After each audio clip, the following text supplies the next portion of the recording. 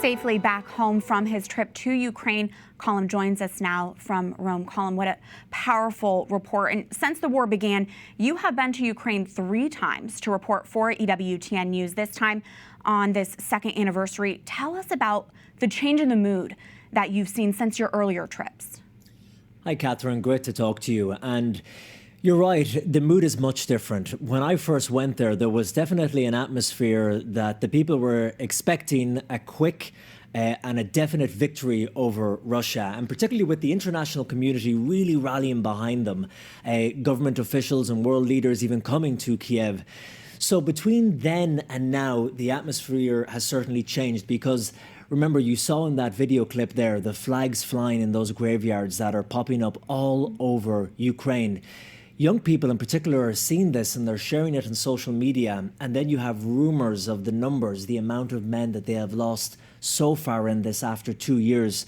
So I would say, to summarize, at the beginning, there was an atmosphere of fear, yes, but of this enthusiasm to fight and to have victory. And now you have this atmosphere of exhaustion, really, and that now mixed with sorrow. For those of us who have not been on the ground in Ukraine, what's been your biggest takeaway? My takeaway, and this might sound silly, Catherine, but it is just how real it is, because thank God for most of us, we live in peaceful times. We can't even imagine what it's like to live in a war or a situation like this. And you see it on television and you see it on your iPhone, but to be there and experience it in just a little way. For example, one of the nights when we were filming in Kiev, that report, myself and the crew, we were woken up at 4:47 a.m. in the middle of the night by the air raid going off. So all of a sudden you have this big announcement in the hotel telling guests to take shelter and go down to the car park, the bomb shelter.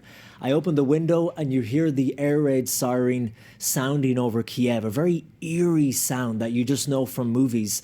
So that's one thing. And the next day to feel exhausted and anxious and frightened, then to imagine how they must feel hearing that all the time, every day.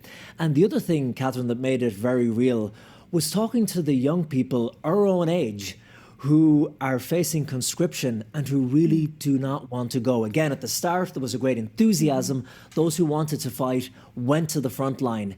But now, as more young people again are seeing the graves and they're seeing those who are making it back, as you saw in that report, missing limbs, badly injured, there's a huge reluctance now from young people to go to the front line. Colm, I have just a moment with you. Where are you seeing any glimmer of hope among the Ukrainian people today? You know, Catherine, it is very difficult to talk to people about faith in God at a time of war, particularly when they've lost everything. But what I found, talking to soldiers who've come back from the front line, talking to the people who've lost their homes, that for many Ukrainians, this war is actually reaffirming their faith and their belief in God, and not the opposite. So that was an incredible thing to see. Colm Flynn, thank you so much, and glad you're back safe. Thanks, Catherine.